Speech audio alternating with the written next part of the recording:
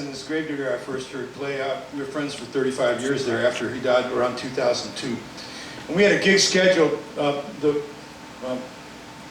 in early January. He was diagnosed with liver cancer between Thanksgiving and Christmas. And this solid organ cancers they usually don't find until things are really bad. Because there are no nerve endings in your solid organs, you know, and so they don't know it's there until things start to go really haywire. So John was dead by mid-January, but he played New Year's Eve. He wasn't feeling that well, but we had a gig scheduled on the 4th of January. And not far from his home, and he was going to play one set and I was going to play another. And we're both looking forward to seeing each other, but it snowed about 3 inches that night. And in South Virginia, everything closed. All the bread went off the grocery store shelves. It was flat over, you know. And it was gone, you know, it was gone by 7 o'clock the next morning, but no gig. So we rescheduled it for 10 days later. And those 10 days were critical for John because it became really clear that he wasn't going to make the gig. So the promoter called me and she said, "Scott, I don't think John's going to be able to play the gig." And I said, "I know, I don't think he is either."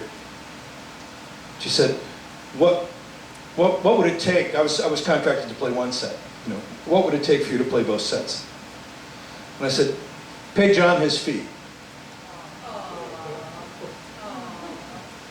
Now, in the music business, you don't show up, you don't get paid. I mean, it just never happens. And she thought 2 seconds and said, "Right, good."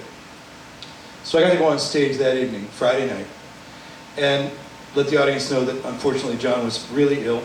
He'd been diagnosed with liver cancer and he couldn't make the concert that evening, but they could be happy to know that half of their ticket money was going to go to him, to support him when he needed it, and that I was going to play a whole bunch of music. We're going to celebrate his impact on my life and theirs, and we had a concert. You know, it's great. He died Sunday afternoon. And I had to be 400 miles away and not be able to go to his funeral, which still really pisses me off. But this is another song that I learned from him. This is a Blind Blake tune. It's about a dog who gets in the way of love. If your imagination is going wild, just easy. In my experience, it's usually the cat, but hey, you know.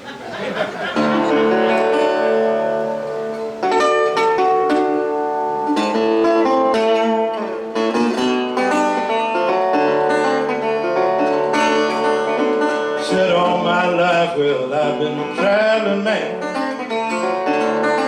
Said all my life, I've been a traveling man. Well, living alone, I try to do the best I can. I ship my truck down to Tennessee.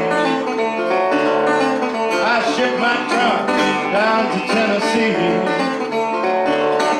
It's hard to tell about a man like me. Hard to tell.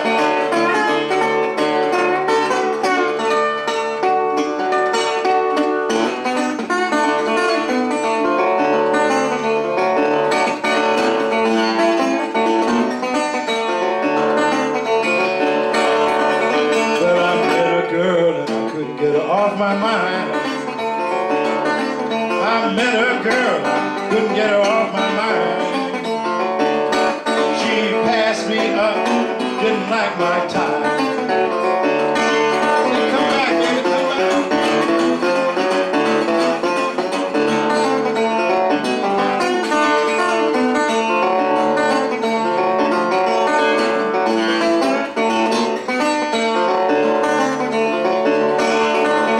I'm afraid to bother around her house at night.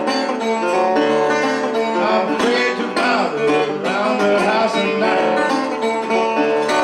That police dog is crazy and want to bite.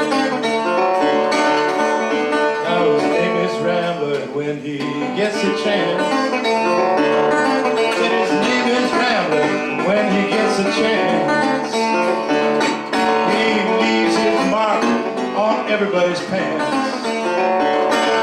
He's a dog.